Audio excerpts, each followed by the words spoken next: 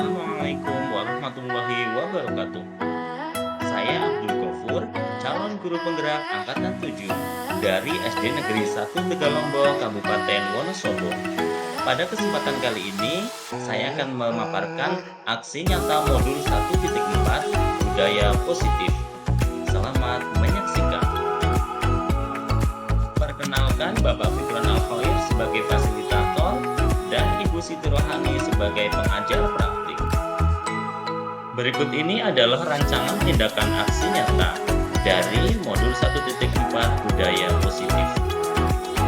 Yang menjadi latar belakang dari video ini yaitu murid tidak menyukai peraturan karena selama ini jika mereka melanggar peraturan akan mendapatkan hukuman dan cenderung mempermalukan dirinya. Tujuan aksi nyata yang pertama untuk menciptakan murid yang merdeka dan disiplin yang kuat. Yang kedua, menumbuhkan budaya positif di sekolah dan meyakini nilai-nilai kebajikan. Yang menjadi tolok ukurnya, yang pertama yaitu terbentuknya keyakinan kelas melalui kegiatan kesepakatan kelas yang dilakukan guru dan siswa, serta siswa mampu menerapkan dan menjalankan keyakinan kelas yang telah dibuat. Lini masa tindakan yang pertama, koordinasi dengan kepala sekolah untuk menjelaskan pentingnya penanaman budaya positif dan keyakinan kelas di sekolah, serta meminta izin untuk mendiseminasikan bersama rekan guru. Tindakan yang kedua, koordinasi dan berkolaborasi dengan wali kelas untuk membuat keyakinan kelas di kelas masing-masing. Tindakan yang ketiga, dengan memantau, merefleksi, dan mengevaluasi keyakinan kelas yang telah dibuat. Dan yang terakhir, tindakan keempat mengumpulkan rekan guru untuk diseminasi pemahaman materi budaya positif. Berikut ini adalah dokumentasi keyakinan kelas dan diseminasi budaya positif. Baik, ini adalah kesepakatan kelas Bu. Apa tadi yang harus memakai olahraga sudah? Ini sudah harus dilaksanakan dengan baik. Tidak ada unsur paksaan. Harus lanjut. Yang hijau mana? Oke, berikutnya. Sip. Berikutnya. Ada lagi? Ya, sip. Lanjut.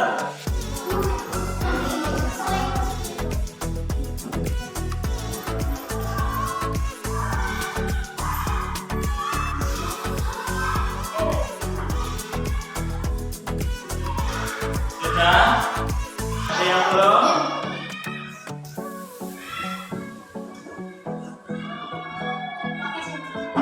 Sudah semuanya? Mari kita baca. Video berikut ini adalah sosialisasi budaya positif pada acara workshop implementasi kurikulum Merdeka yang diadakan oleh komunitas KKGO Kecamatan Kalikajar dan diikuti oleh semua guru olahraga merupakan perwakilan dari masing-masing SD di Kecamatan Kalikajar. Terima kasih kepada Ibu Mas yang telah menyepakati apa yang disampaikan oleh Bapak Lorio. Acara selanjutnya adalah penguatan IKN yang pertama kepada Bapak Abdul Gofur SPD. Waktu dipersilakan.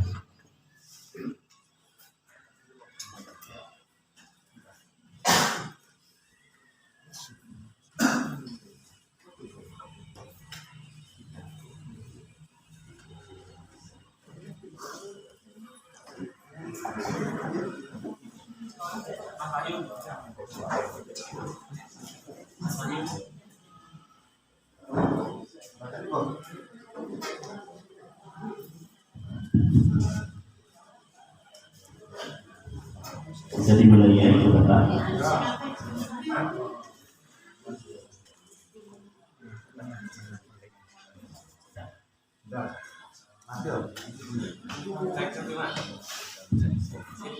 Bismillahirrahmanirrahim. Assalamualaikum warahmatullahi wabarakatuh. Salam sejahtera untuk kita semua.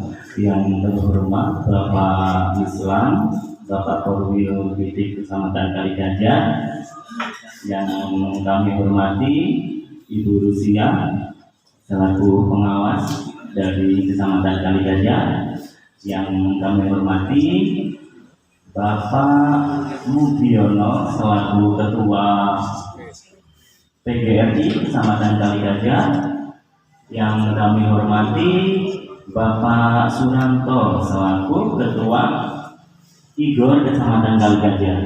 Tidak lupa Bapak Ibu Guru PJOK atau yang mewakili dari masing-masing SD di Kecamatan Kaligajah. Alhamdulillah pada pagi hari ini kita bersyukur kita diberi nikmat sehat, nikmat sempat pada acara workshop penguatan implementasi kurikulum Merdeka. Baik Ibu Bapak yang berbahagia, di sini saya tidak bermaksud untuk menggurui Ibu Bapak semua. Saya hanya ingin sharing, saya hanya ingin berbagi pengalaman, sedikit pengalaman ketika saya sudah mengikuti pendidikan guru penggerak, yaitu saya akan memberikan sedikit materi tentang berbagi budaya positif. Budaya positif Bapak Ibu mungkin sudah tahu apa artinya. Nanti kita gali, kita buka sedikit-sedikit ya Ibu Bapak semua. Namun sebelum itu Bapak Ibu guru, untuk menambah semangat ya kita semua di sini, Bapak Ibu dimohon untuk bisa berdiri Bapak Ibu. Untuk mencapai tadi, untuk melemahkan sendi-sendi. Saya hanya ingin mengajak untuk bermain tepuk-tepuk Bapak Ibu guru. Ketika tepuk semangat dulu ya, saya rasa sudah bisa semua. Tepuk semangat. Sayangnya kurang semangat ya. Ya. Tepuk semangat sudah bisa semua. Baik. Ketika nanti saya bilang pagi, Ibu Bapak tepuk 1 kali. Pagi, bisa dicoba? Baik. Ketika saya bilang siang, Ibu Bapak tepuk 2 kali. Bisa dipahami? Ketika saya bilang malam, Ibu Bapak tidak tepuk. Bisa dimulai ya Ibu Bapak. Siang, pagi, malam.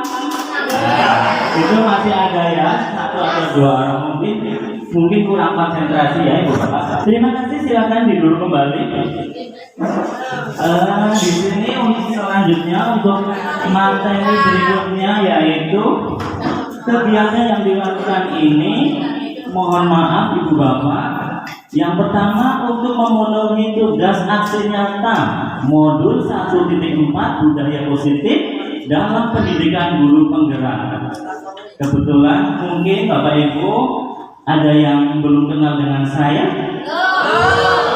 Izinkan saya untuk berkenalan ya Bapak Ibu. Saya Abdul Ghafur dari SD Negeri 1 Tegallombok, calon guru penggerak angkatan 7. Mungkin sudah kenal semua ya, bagi yang belum kenal.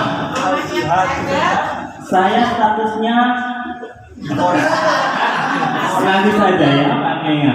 Selanjutnya yang kedua, untuk aksi nyata PMM pada modul budaya positif.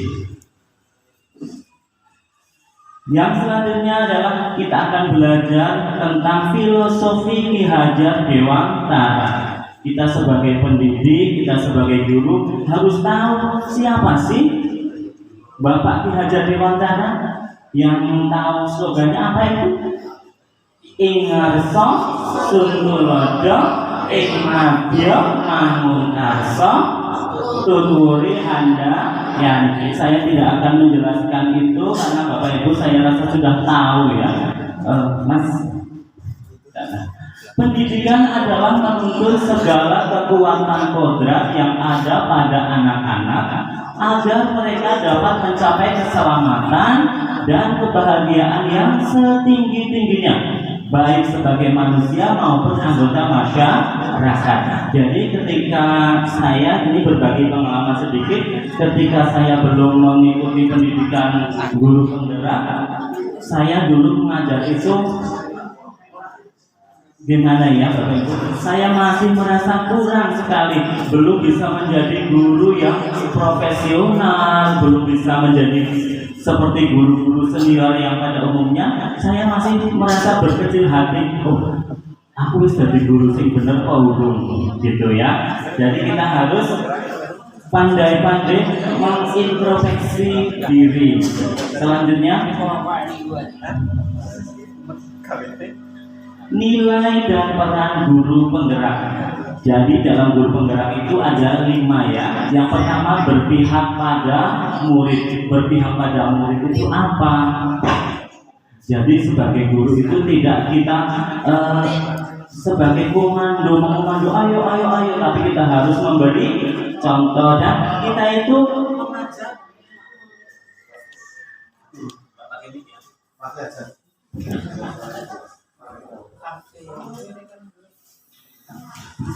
baik, kita itu mengajar anak-anak yang sesuai dengan bakat dan minat anak-anak. Jangan hanya kita menyuruh dan begitu ya. Selanjutnya, yang kedua, reflektif. Sebagai guru itu harus reflektif. Apa itu Pak Guru? Apa itu Pak Dokter yang reflektif? Reflektif itu guru yang mau merasa bisa menerima masukan. Berarti saya kurang seperti ini. Ketika kita mendapat kritikan, mendapat saran, kita harus menerima dengan senang. Tidak boleh marah ya Ibu Bapak kalau dikritik ya. Selanjutnya mandiri. Mandiri itu Ibu Bapak sekarang dituntut dengan apa? PMM. Contohnya PMM, kita harus mengerjakan aksi nyata. Jadi kita harus bisa mandiri. Kalau tidak bisa mandiri, berarti kita yang keempat kolaboratif. Kita minta tolong, kita kerjakan bareng-bareng dengan Ibu Bapak di sekolah. Ketika sudah selesai pembelajaran, kita bisa mengerjakan aksi nyata bareng-bareng dengan kepala sekolah, dengan teman sejawat agar selesai tugas kita kemarin yang sudah nilai PMN-nya dan presensinya P3K ya Ibu Bapak, dan CPNS tahun 2019 dan 2020. Mungkin besok giliran kita yang diangkat tahun sebelum itu. Jadi kita siap-siap saja karena di PMN kita sekarang sudah ada berapa topik itu? 14 atau berapa? Itu 15 kayaknya ya. Jadi kita harus siap-siap ya Ibu Bapak. Selanjutnya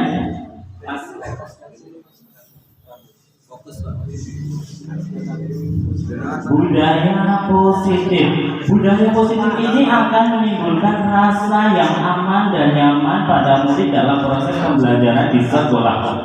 Budaya positif juga dapat mendorong murid untuk berpikir, bertindak, dan mencipta sebagai proses memerdekakan dirinya sehingga murid menjadi pribadi yang mandiri dan bertanggung jawab. Jadi ketika anak-anak sampai di sekolah, Ibu Bapak, anak-anak sudah bisa, ketika sudah masuk di halaman sekolah, berarti anak sudah, berarti saya sudah harus mengikuti aturan-aturan di sekolah. Ketika anak sampai di depan kelas atau di depan sekolah, biasanya Bapak Ibu gurunya kadang malah ada yang terlambat.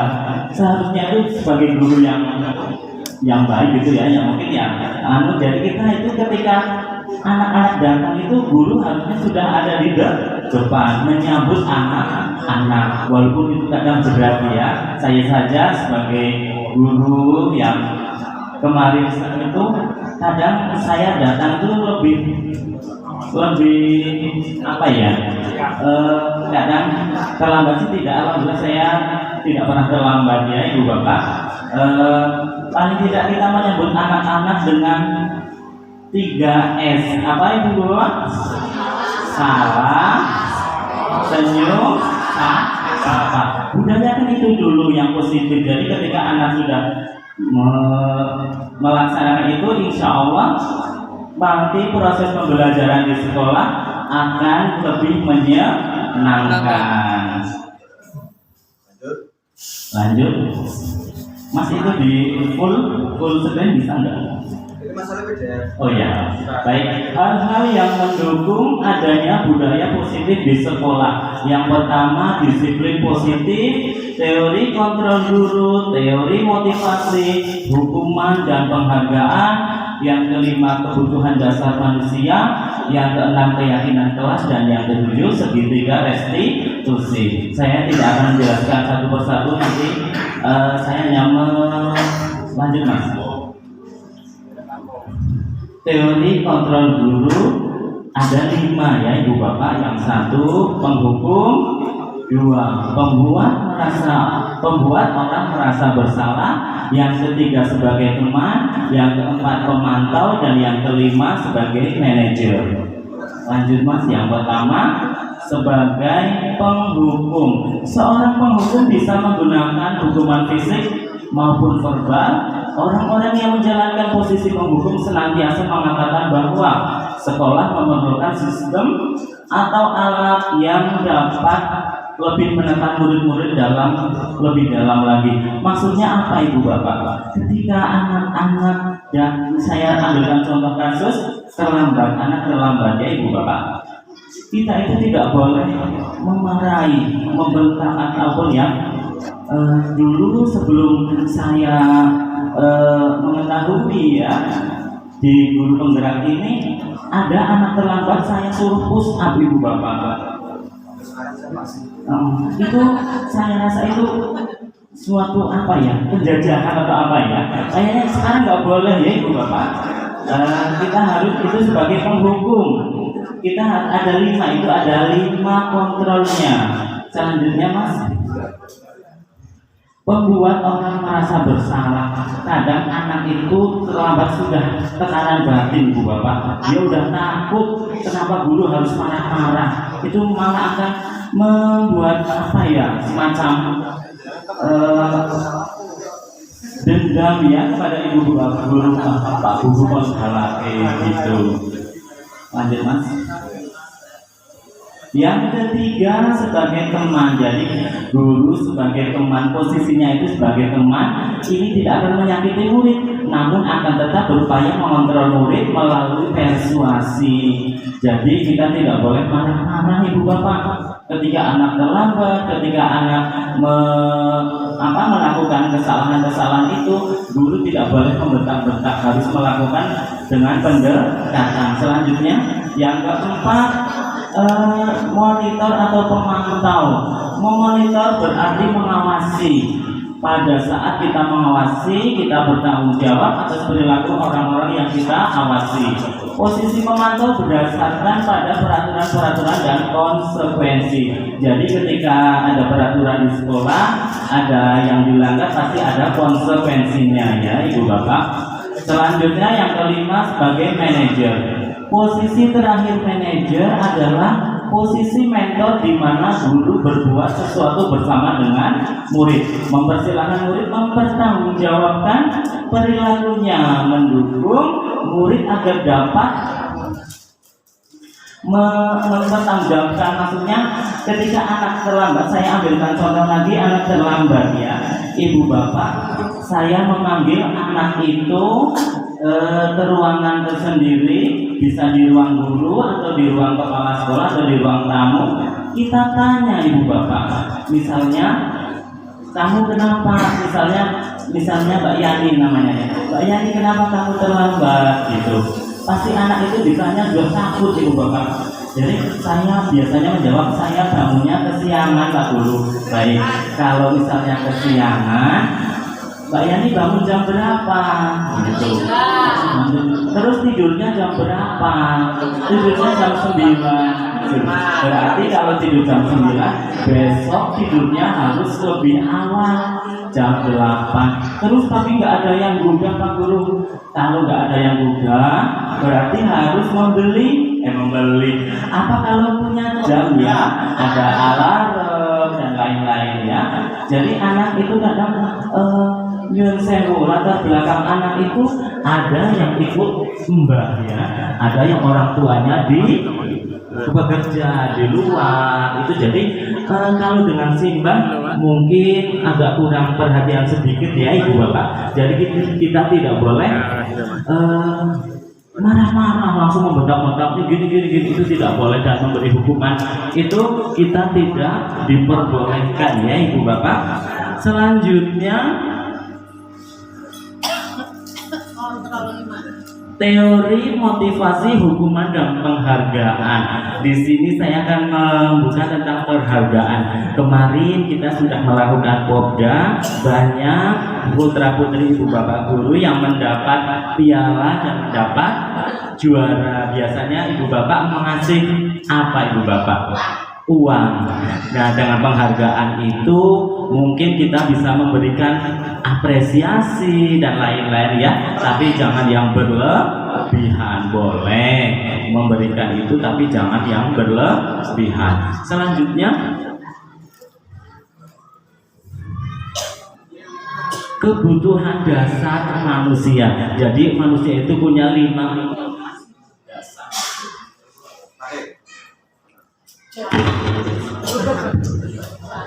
baik, yang pertama kebutuhan dasar manusia yaitu bertahan hidup. Coba ada yang tahu bertahan hidup? Contohnya makan dan minum. Ini panitianya mana kok makan dan minumnya belum ada? Nanti akan disediakan ya. Baik, terima kasih Ibu Bapak. Selanjutnya kasih sayang dan rasa diterima. Ketika manusia itu harus kebutuhan ya, kita merasa diterima, kita merasa kasih sayang dari keluarga, dari teman-teman kerja di lingkungan sekolah ya. Selanjutnya kebebasan. Jadi ketika orang itu banyak aturan, kita kadang pengen bebas ya, bebas dari aturan. Tapi semua itu tadi sudah dikatakan oleh Pak Mislam, nek sing pengen pengen jadi PNS ASN harus mematuhi aturan yang berlaku, karena masih banyak di luaran sana yang pengen jadi kayak kita ya Ibu Bapak. Iya Pak. Jadi harus bersyukur. Selanjutnya kesenangan, kita juga butuh kesenangan ya Ibu Bapak. Kesenangan apa saja? Misalnya habis mengerjakan bos ya, itu misalnya bos, kita perlu refreshing. Kemarin kita sudah capek-capek dari popda, kapan kita refreshing? Setuju ya Ibu Bapak ya? Baik. Selanjutnya penguasaan. Penguasaan itu apa? Nanti kita gali lagi. Selanjutnya keyakinan kelas atau kesepakatan kelas. Jadi ketika kita mengajar, biasanya di kelas sudah tertempel struktur organisasi, ada jadwal piket, ada macam-macam itu, tapi biasanya belum ada keyakinan atau kesepakatan kelas. Kesepakatan kelas itu diambil dari anak-anak. Jadi anak-anak saya bagikan kertas, nanti anak-anak suruh menulis dari hati masing-masing. Kesepakatan kelas apa? Contohnya, dan ketika mengikuti pelajaran olahraga harus memakai kaos olahraga. Itu jadi dari anak. Anak menulis sendiri dan menempelkan sendiri di depan. Lanjutnya apa lagi Pak Guru? Ketika datang pembelajaran olahraga maka anak tidak boleh terlambat, datang tidak boleh terlambat. Itu anak menuliskan masing-masing dan ditempelkan di depan. Jadi ketika anak sudah mengikuti pembelajaran olahraga atau di kelas, anak akan merasa, oh aku wis gawe peraturan dewe, anak tak lakoni dewe, dengan kesadaran dan tanpa ada paksaan. Begitu ya Ibu Bapak. Selanjutnya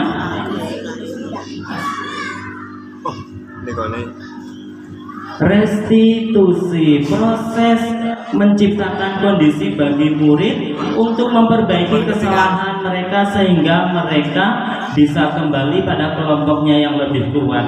Jadi nanti ada di segi ini, restitusi itu ada segitiga, ada 3 cara. Selanjutnya Mas di next.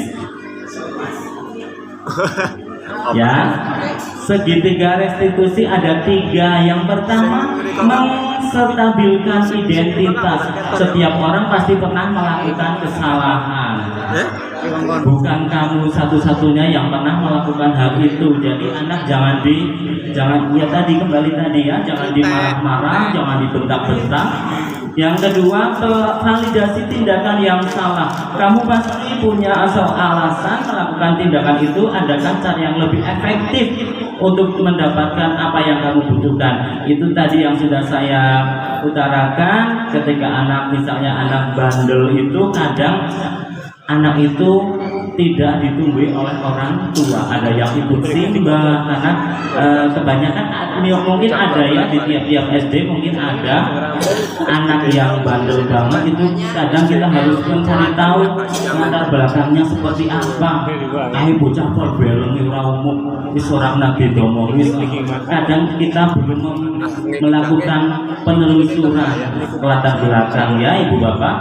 Selanjutnya menanyakan keyakinan kelas apa yang telah kita lakukan tadi. Begitu Ibu Bapak, terima kasih atas waktunya. Di sini saya tidak menggurui ya Ibu Bapak, saya cuma berbagi pengalaman sedikit. Masih banyak lagi yang, tapi karena waktu saya hanya sebentar saja, mungkin itu saja dari saya, kurang lebihnya mohon maaf.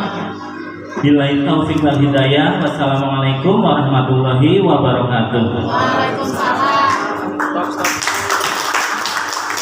Stop apa pos? Demikian video yang bisa saya sampaikan pada kesempatan kali ini. Terima kasih. Guru Bergerak Indonesia Maju.